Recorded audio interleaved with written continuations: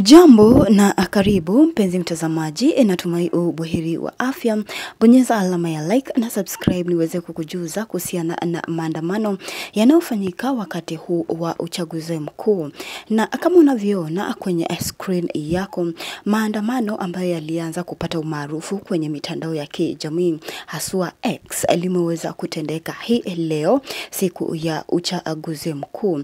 Na waandamanaji wameweza kujumuisha wanajeshi na wananchi. Kama ulivyoona tangia mwanzoni mwa hii video, wameweza kusema au kupinga chama tawala Chama cha Mapinduzi CCM taifa kwa kutoridhishwa na uongozi wake. Kumbuka kupingwa kwa CCM ulianza tangia mwaka wa 1961 na wakati huu ambapo Samia Suluhu Hassan ambaye ndiye rais wa Tanzania ameweza kupingwa vikali. Kama hili gazeti unaloliona kwenye screen yako ni gazeti la The Standard ambao wameweza kuandika Samia versus Suluhu, weza kuwapa ruhusa wale viongozi wa upinzani walio na mshiko mkubwa ama audience iliyo kubwa kama vile Tundu Lissu, mwenyekiti wa Chadema, na pia naibu mwenyekiti wa Chadema John Heche.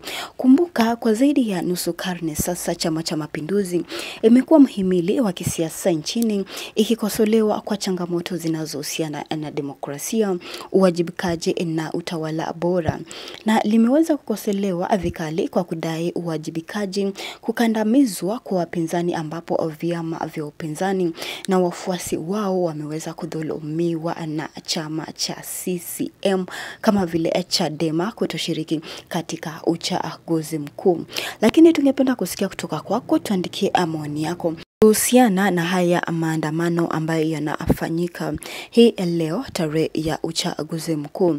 Na vyama vya upinzani na wanaharakati kadhaa pia wamekuwa mstari wa mbele katika kuandamana, wakisema kuwa maandamano hayo ni kama nyenzo ya demokrasia na kushinikiza serikali kutekeleza uchaguzi iliyo halali na pia majukumu yake bila mapendeleo. Wameweza kusisitiza kuwa maandamano si tishio bali ni sehemu ya haki ya kikatiba ya kujieleza na kutoa maoni.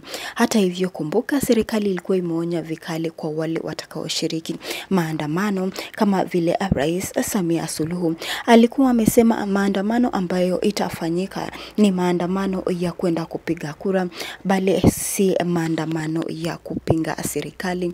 Nao viongozi wa upinzani, wanaharakati na pia wananchi wamesema pia kuwa maandamano iko kwenye katiba na wanaruhusiwa kujieleza na kutoa maoni yao. Waandamanaji wameweza kusifu kuwa wamehamasisha maandamano, wale waliokuwa wakihamasisha maandamano kwenye mitandao ya kijamii haswa X ilikuwa zamani Twitter. Wanasema wamefanya vyema kwa kuwa waliweza kuhamasisha hadhira kubwa kujua kuwa kutakuwa na maandamano siku ya leo. Nikiwanukuu, walisema kuwa tumesifu waliokuwa wakihamasisha maandamano kwenye mitandao ya kijamii, kwa maana ndilo chanzo kubwa kwa taarifa ya maandamano haya kuenea kwa upesi na haraka na kuhamasisha wananchi kuhusiana na maandamano haya.